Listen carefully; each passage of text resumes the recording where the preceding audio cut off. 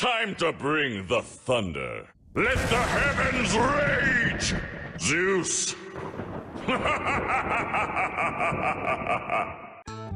Hello everyone, Altatso is here with round number 4 against yellow Katakuri. I won the dice roll, so obviously I go first. Thank you all for your support. Here again, quickly my current deck list for this weekly. And my starting hand looks... I would consider it as a mid starting hand. I definitely have a turn 2 play with Tsorojuru. I even have a turn 3 play with Sanji. Or maybe I can also play their Katakuri. I mean Magellan, sorry. Was looking at the leader and just mentioned him. Of course I mean Magellan.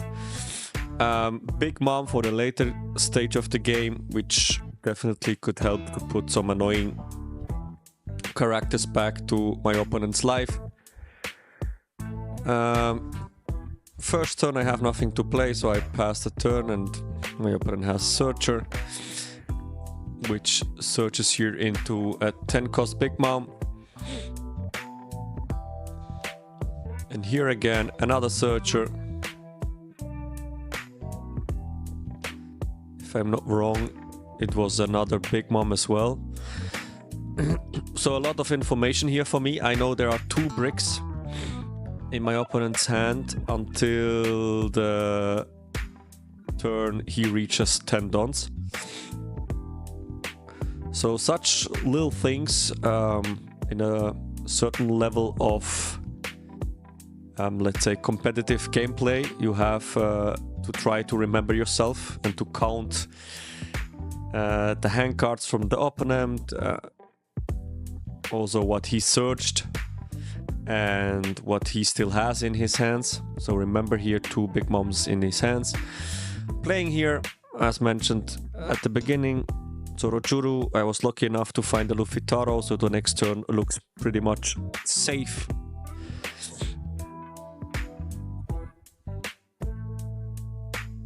The matchup against Katakuri, to be honest, I would consider it as favorite for Pluffy. But you never know what surprises Katakuri, or let's call it more color yellow, can bring for you to you. So here sometimes maybe you're a little bit too confident. You say to yourself like, yeah, it's an easy matchup, I have to win it. But yellow always can surprise you, and in the later stage of the game you will see what I mean. So here a 7k swing into my lead. I will counter it out because I want to use my leader ability next turn, so I don't want to spend too much hand cards. But here a quite interesting play. My opponent attacks with another 5k, which I was not expecting with. And as I stick to the plan to not lose life, I have to counter out this one as well. So I was left with 0 counters in my hand. Fortunately, I draw here into a 2k. Let's see what I can get from my life as well. Swing 5, no trigger, thanks God. Swing 6, there is a 2k. Leader ability, another 2k for me, which is quite good. I stabilize myself again with counters, and let's see if I can find with Tsorojuru a Gam Giant or another 2k. Or here I have also Robin blocker as an option. So as I do not have here a 1k in my hand, I think it's worth to consider if I should take a 1k. But on the other hand, I mean, at the end it doesn't really matter. Of course the Robin could maybe be in a later stage a nice blocker to have.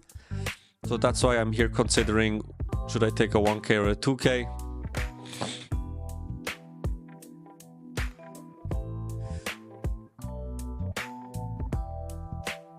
Thinking again, what could be the next play? For example, the next play could be also Magellan and 2k and some swing, blocker and some swings. But I decided here to take the 2k, why not? Probably my opponent has to focus on my board, so I was thinking like if he swings 7 into Zorojuru, then I'm happy to have another 2k as well. Yeah, this was my thought process behind this decision. So my opponent goes here to 6 dons.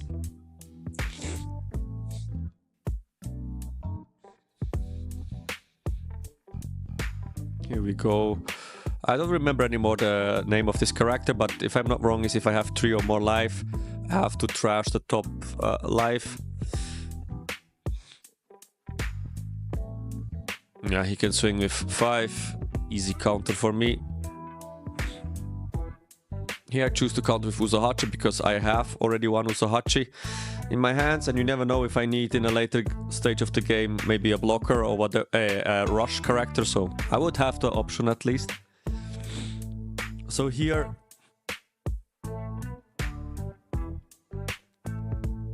I draw into Law Searcher. I swing here 5 and then yeah, probably 7, 7, 8. There is a trigger.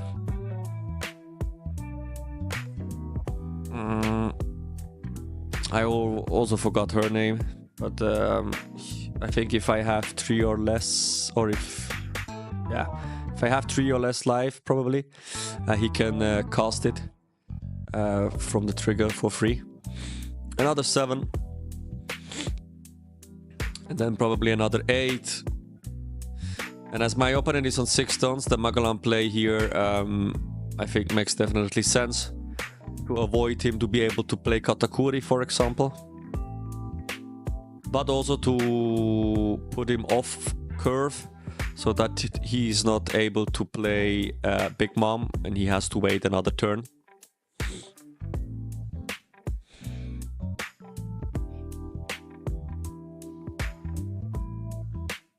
A 2k and a 1k, another swing with 8, and then, as I mentioned already, Magellan.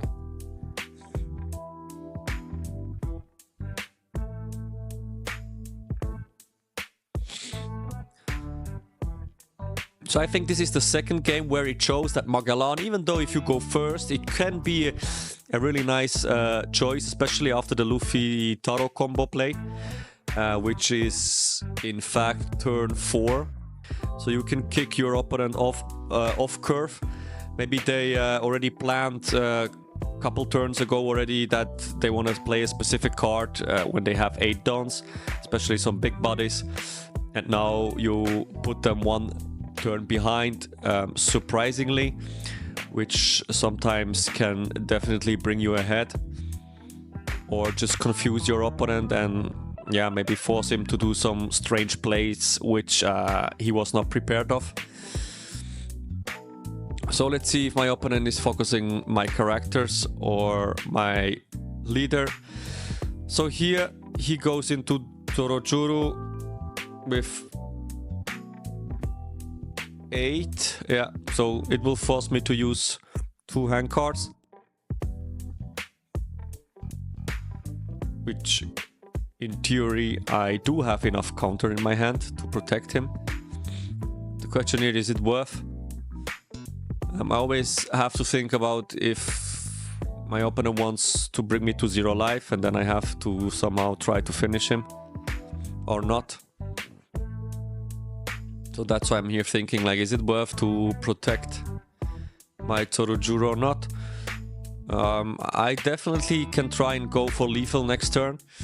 The thing is, I don't know if you guys saw it, but when he was looking at his life with his leader ability, he put the top life in the last position of his life areas. Now, that's sometimes quite tricky. You know, I already faced so many times against Katakuri for the last couple of sets. So you never know, is it a good card he placed on the bottom, or is it a very bad card which he does not need in the early game, and this is the reason why he plays it at the on the position of his last life. So this is always a little bit tricky. I learned that I always have to assume it is a good card in his last life, so I consider good cards as the zero cost event and beige, which is super annoying. Those cards I consider as good cards, so that's why, yeah.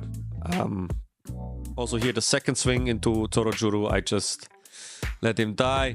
And this was also again a strong move. He swings again with another 5, which is super annoying. But I have Big Mom here, so I can definitely take this hit, play Big Mom, and go back to 2 life again. Try to remove one of his bigger characters and then put one in the life.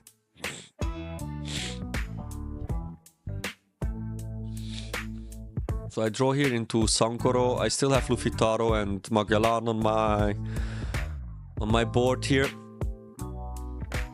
My opponent has 2 lives. I'm not able to finish him here. If he has some triggers in his last life, which I have to predict with, so I have to respect it. And yeah, I think it's definitely a good time to swing into his board.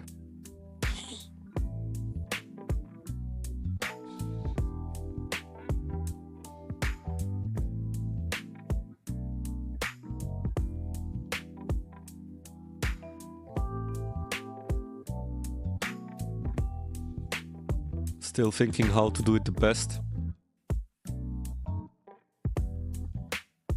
Unfortunately, I'm not able to play Big Mom and have one Don open. So I have kind of here to not spend any Dons, just to hard cast it like this. So I think I swung here with 5 into lead just to see if my opponent gives me a hand card, which he did. So due to this fact, I'm able now to swing into character. Because still, don't forget guys, I know at least 2 cards in his hands are bricks.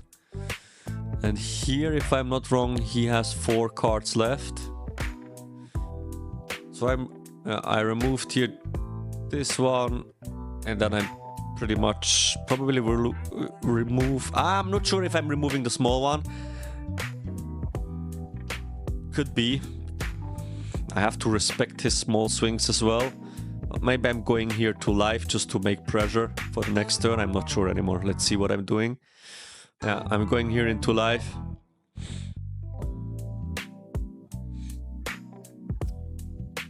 There is an interesting trigger, which it's a 2k, but he can look into my life.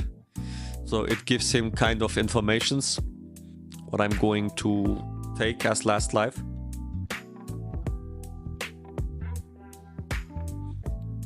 So as expected, I'm playing Big Mom here. I throw the Sangoro away, put his Kikunochi, is it the name? It can be.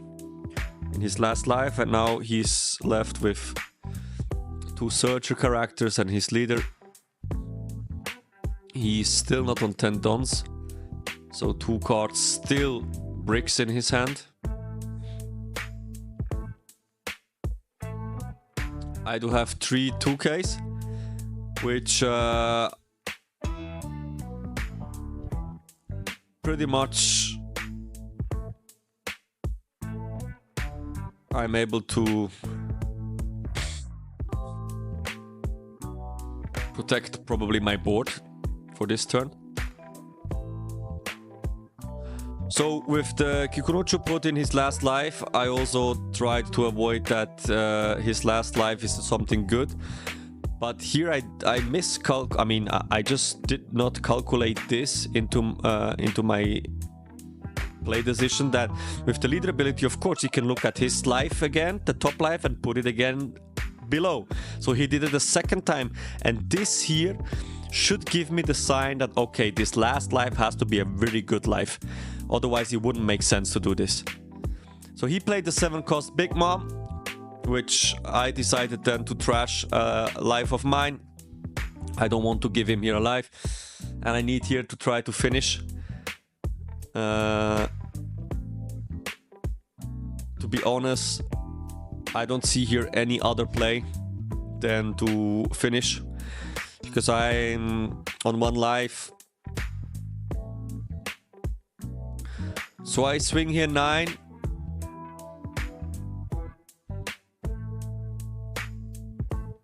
He triggers another 9.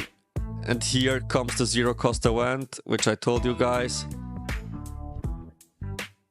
He throws not one of the big moms away, which I still have the information. There are two bricks in his hand.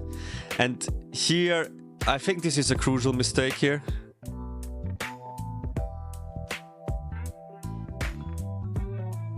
Yeah.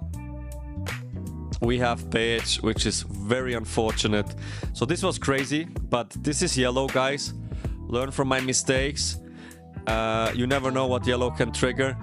I mean, he got 0 cost event into putting from his top deck beige in his last life.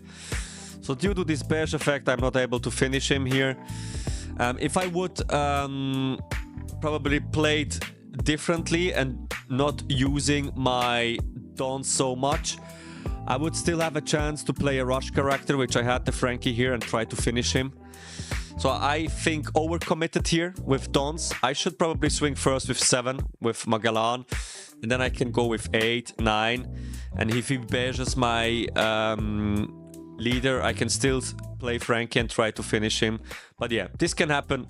I lost. See you in the next round.